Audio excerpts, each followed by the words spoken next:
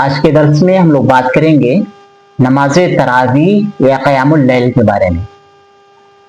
نماز تراویح ادا کرنا اللہ کے نبی جناب محمد رسول اللہ صلی اللہ علیہ وسلم کی سنت ہے، اور اللہ کے نبی جناب محمد رسول اللہ صلی اللہ علیہ وسلم نے خود اپنی زندگی کے اندر نماز تراویح ادا کیا ہے، اور اللہ کے نبی صلی اللہ علیہ وسلم نماز تراویح بہت لمبی لمبی ادا کرتے تھے۔ حدیثوں کے اندر آتا ہے کہ اللہ کے نبی صلی اللہ علیہ وسلم کے صحابہ بیان کرتے ہیں کہ صحابہ کو ڈر ہونے لگا کہ کہیں ایسا نہ ہو کہ ہماری سحری چھوٹ جائے، گویا تراویح کی جو نماز ہے بہت لمبی لمبی ہوا کرتی، لیکن اللہ کے نبی صلی اللہ علیہ وسلم نے اس خوف سے ترک کر دیا کہ انی خشیت ان تکتب علیکم صلاۃ اللیل، کہ میں نے جو تراویح کی نماز ہے قیام اللیل ہے وہ جماعت کے ساتھ اس لیے ترک کر دیا کہ کہیں ایسا نہ ہو کہ تمہارے اوپر فرض کر دیا جائے۔ تو فرض ہونے کی وجہ سے اللہ کے نبی جناب محمد رسول اللہ صلی اللہ علیہ وسلم نے جماعت کے ساتھ ادا نہیں کیا،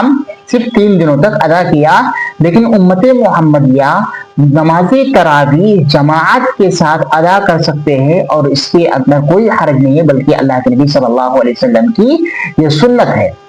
تو تراویح کی نماز یہ کہ ہم جماعت کے ساتھ ادا کرتے ہیں۔ دوسری بات یہ کہ قیام اللیل آپ اسے کہیں، یا صلاۃ رمضان کہیں، یا قیام رمضان کہیں، یا صلاۃ اللیل کہیں، یا تراویح کہیں، تو یہ سب ایک ہی نام ہے، الگ الگ نام ہے، بٹ کام ایک ہی کرنا ہے۔ بہت سارے لوگ کنفیوز ہو جاتے ہیں اور اس میں شک کا شکار ہوتے ہیں، بلکہ یہ دیکھا جاتا ہے کہ لوگ تراویح کی نماز ادا کرتے ہیں، اور تراویح کی نماز ادا کرنے کے بعد وہ وتر کی نماز ادا نہیں کرتے ہیں، بلکہ واپس وہ لوگ گھر پہ جاتے ہیں اور رات میں اٹھ کر کے تہجد کی نماز ادا کرتے ہیں، اور بہت سارے مسلمانوں کو اس بارے میں خبر نہیں ہوتی ہے، جبکہ صحیح طریقہ یہ ہے کہ جو ہم تراویح کی نماز ادا کرتے ہیں رمضان کے مہینے میں، وہی تہجد ہے، وہی قیام اللیل ہے، وہی صلاۃ رمضان ہے، نام الگ ہے بٹ کام جو ہے وہ ایک ہی ہے۔ تو اس کے اندر شک کا شکار نہ ہو، بلکہ ایک ہی کریں، یا تو آپ تراویح پڑھ لیں یا تہجد کی نماز ادا کر لیں۔ یہ دوسری چیز کہ ہمیں اس میں شک نہیں کرنا چاہیے، اس میں ہمیں غلط فہمی نہیں ہونی چاہیے۔ ہمیں رمضان کے اندر صرف اور صرف 8 رکعت نماز پڑھنی ہے، اور اس کے بعد میں 3 رکعت وتر کی نماز ادا کرنی ہے۔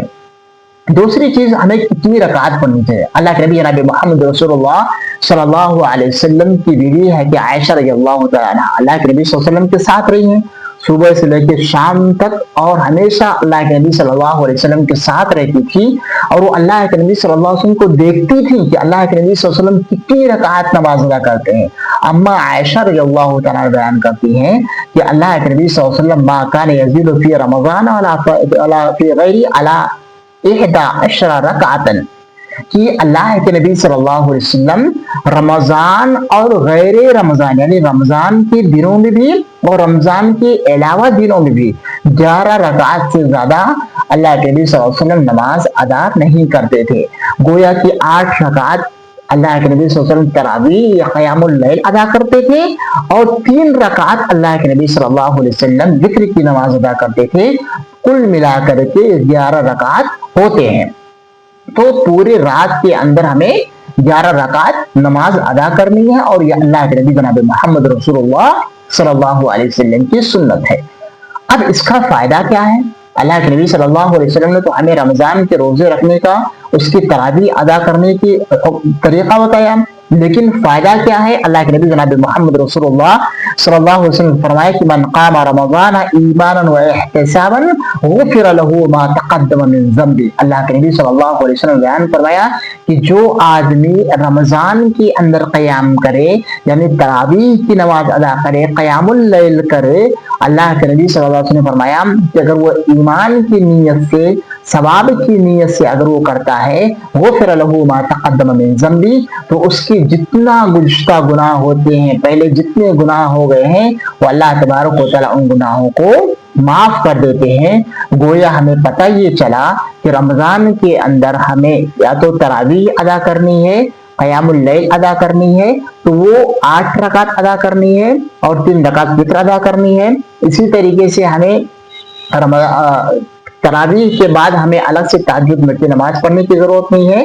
اور اسی طریقے سے جب ہم تراویح کی نماز ثواب کی نیت سے ادا کرتے ہیں تو اللہ تبارک و تعالیٰ اس کو قبول فرماتے ہیں، اور اس کی وجہ سے اللہ تبارک و تعالیٰ انشاءاللہ العزیز ہمارے جو گناہ ہو گئے ہیں ان گناہوں کو اللہ تبارک و تعالیٰ معاف فرما دیں گے۔ اللہ تبارک و تعالیٰ ہمارے قیام اللیل کو اور ہمارے تراویح کو قبول فرمائے۔ جزاکم اللہ خیرا۔ السلام علیکم ورحمۃ اللہ وبرکاتہ۔